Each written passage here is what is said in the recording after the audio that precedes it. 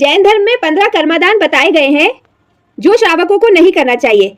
आइए पहले इन्हें समझ लेते हैं। पहला है इंगाल कर्म। इसमें बड़े बड़े जंगलों को जलाकर लकड़ियों से कोयला बनाकर उन्हें बेचने का व्यवसाय नहीं करना चाहिए। दूसरा है वन कर्म। इसमें बड़े बड़े जंगलों का ठेका लेकर लकड़ियां कटवाने एवं बेचने का धंधा नहीं करना चाहिए। तीसरा है साड़ी कर्म। इसमें गाड़ी आदि बनाने और बेचने का व्यवसाय नहीं करना चाहिए। भाड़ी कर्म यानी कि ऊंट, घोड़ा, बैल, गधा, खच्चर इन पशुओं पर ज्यादा बोझ लादकर उनसे किराया कमाना, ऐसा कार्य नहीं करना चाहिए। फोड़ी कर्म में इसमें पत्थर को फोड़ने व खदान आदि खोदने के लिए सुरंग बिछाकर उसमें बारूद से फोड़ना, इस तरह का कार्य नहीं करना चाहिए। छठवा है दंत वाणिज्य यानी कि हाथी या अन्य जानवरों के दांत, नाखून, केश, चवरी, गाय के बाल, उसकी खाल ऐसे त्रस्त जीवों के अंगों को बेचने का व्यापार नहीं करना चाहिए। लख वाणिज्य यानी कि लाख और पेंसिल आदि का व्यापार नहीं करना चाहिए।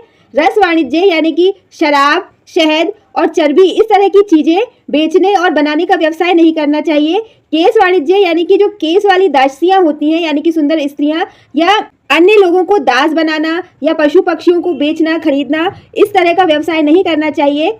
विष वाणिज्य यानी कि विष, शस्त्र ऐसी प्राणघातक वस्तुओं को खरीदने और बेचने का व्यापार नहीं करना चाहिए। जंत पीलन कर्म यानी कि बड़े बड़े यंत्रों से तिल, गन्ना आदि पीलने का व्यवसाय नहीं करना चाहिए। नीलंछन कर्म यानी कि जानवरों को मारना या उनके नाक बीनना, अंगों का छेदन करना, इस तरह के व्यवसाय नहीं करना चाहिए। असही जन पोषणिया यानी कि स्त्रियों को रखकर और उनके द्वारा धन कमाने का कार्य नहीं करना चाहिए।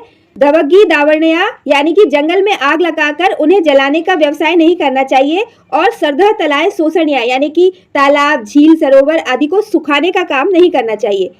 इन 15 कर्मदानों के अलावा एक जैन श्रावक कोई भी कार्य कर सकता है, चाहे वह कृषि करना हो या सेना में भर्ती होना हो, लेकिन ऐसा करने से उसके अहिंसा का व्रत तो भंग होगा।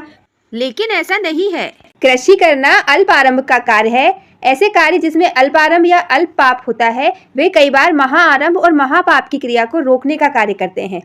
जैन धर्म के अनुसार तीसरे आर्य सुखम दुखम के 2/3 भाग तक मनुष्यों की सभी आवश्यकताएं, चाहे वह भोजन हो, कपड़ा हो अथवा आवास हो, वो सभी आवश्यकताएं कल्प वृक्षों से पूरी होती थी। लेकिन तीसरे आर्य के अंत में जब कल्प वृक्षों का लोप होने लगा, वीडियो पसंद आए तो वीडियो को लाइक, शेयर और चैनल को सब्सक्राइब कीजिएगा। तब उस समय के मनुष्य भूख से पीड़ित होने लगे। तब ऋषभदेव भगवान ने उस समय के मनुष्यों को कृषि की कला सिखाई थी। जरा सोचिए, 3 ज्ञान के धारक भगवान ने जब लोगों को कृषि करना सिखाया तो उसमें महाआरंभ कैसे हो सकता है?